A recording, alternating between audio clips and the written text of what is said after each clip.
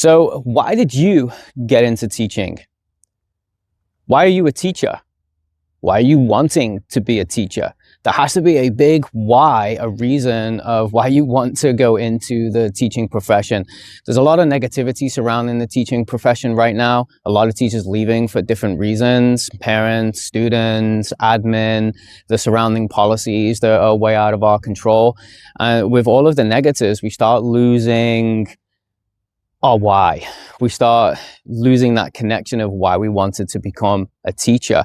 Now that why might be because you wanted to be a teacher as soon as you grew up.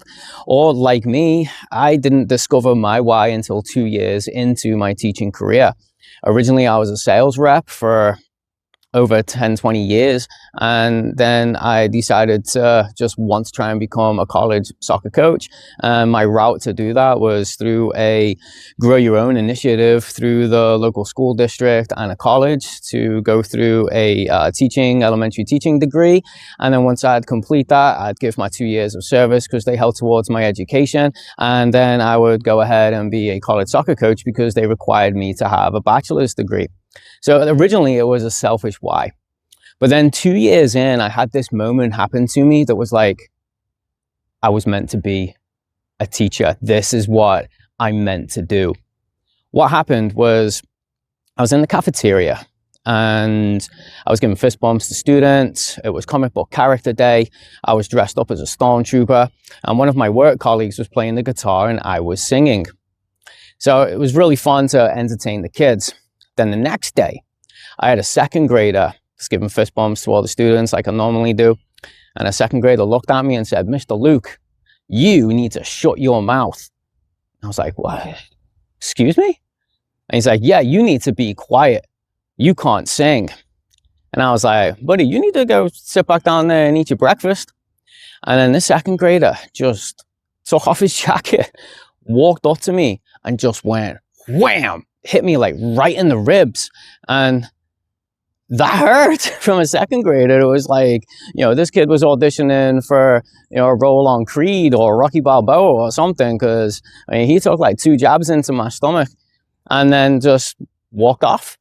So in that moment, policies were going through my mind. Like, it never happened to me before. And I was like, okay, what do I do now? Like, a kid has just hit me.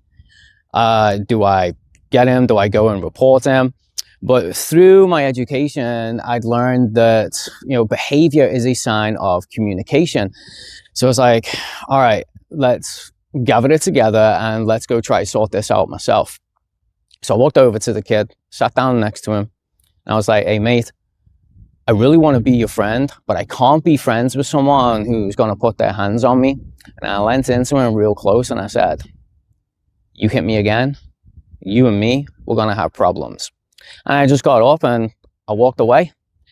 So then the next morning, same kid comes in, giving all the kids fist bumps, giving them secret handshakes. And this kid looks at me and he just goes, looks me up and down. I was like, okay, so we're going to have another one of those. And he goes down, sits down, eats breakfast with his friends. About 10 minutes later, I look over and this kid's crying. So I walked over to him. I was like, "Mate, what's going on?" He said, "All my friends were eating breakfast with me and now I'm the only one left and I'm eating all by myself." I said, "Well, can I sit down with you?" He said, "Yeah." So I sat down opposite him and I wanted to say something, but I was like, hang on, we're just going to see where this kind of like goes. And for what seemed an awkward silence of like 10 minutes, it was probably more like 30 seconds to a minute. But like time sometimes slows itself down. And after that silence, the kid looked at me and he says, like, "Why are you eating with me?"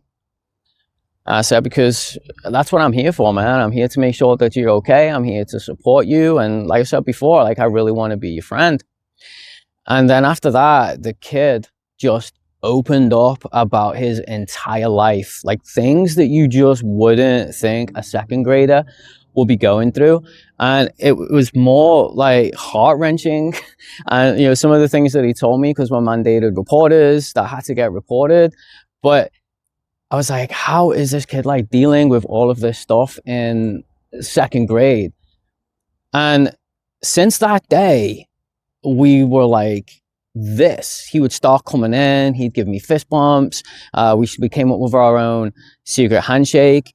And in that moment, that is when I discovered my why. My why is to make a difference in kids' lives, not just kids like that who are going through things, but just to give kids a chance and not to be another adult who is going to let them down. There were some options that I had. You know, some of you might be saying, oh, you didn't follow policies, you didn't follow guidelines. But I've said I'm a big relationship person if you've watched any of my other videos. And in that moment, I didn't want to be just another teacher to like figuratively grab him by the ear, take him over to the principal's office, you know, because then he's in trouble with the principal, he's in trouble with the school, he's in trouble with me, and then it gets sent back home to the parents, and he's in trouble with the parents. And then in the kids' eyes, I'm just another person who let him down. If it happened again, then yeah, if the kid is going to hit me again and just not, you know, follow what I said to him and take that second opportunity to like get to know me or give me an opportunity to get to know him, or, you know, maybe just carry on throughout his school life, then yeah, I probably would have reported them.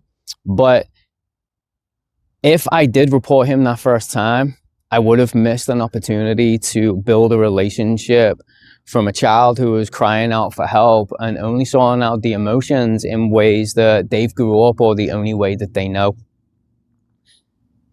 That was when I was like, you know, I don't really want to coach college soccer anymore. This is what I want to do.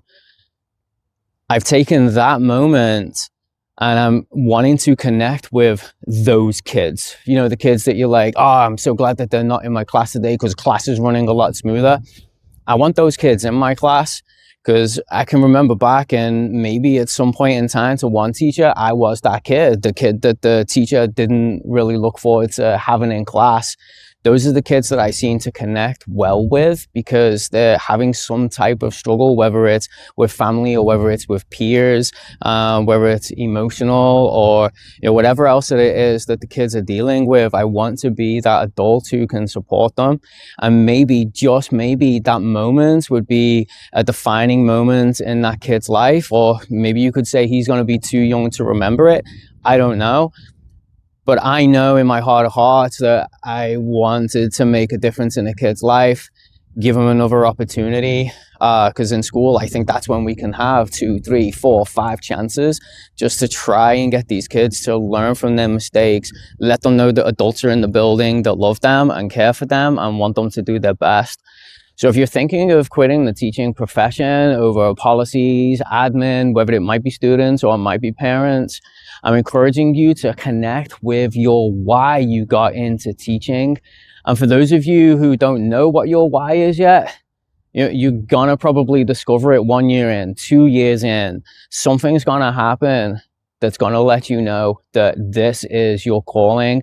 And I am so grateful that I've had the opportunity to leave a sales career, be a career switcher at 40 years old, and then get into teaching and use my outside experience to bring it into the classroom. So I'm encouraging you, please remember your why that you got into teaching, because for me, there's nothing better than making a difference in another person's life. You can go out and get a job and contribute to another company's bottom line, but in the end, it's just feeling that you're going to end up feeling expendable. There's going to be someone who's just going to jump right in and take your place. With teaching, yeah, you could probably say that could happen too, that if something just happened, another teacher would come in. But what you're not getting from other jobs is that personal connection with kids, building relationships, changing lives. You have an opportunity every single day to do that. And there's forgiveness in every single day. Each day is a brand new day. Teaching kids, giving them hope, giving them positivity. So that's my why.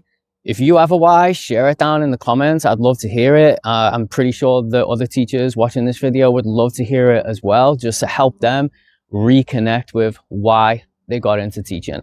I'm Mr. Luke. This is Mr. Luke Unplugged, and you have just unplugged. Help us grow this channel, join us and subscribe.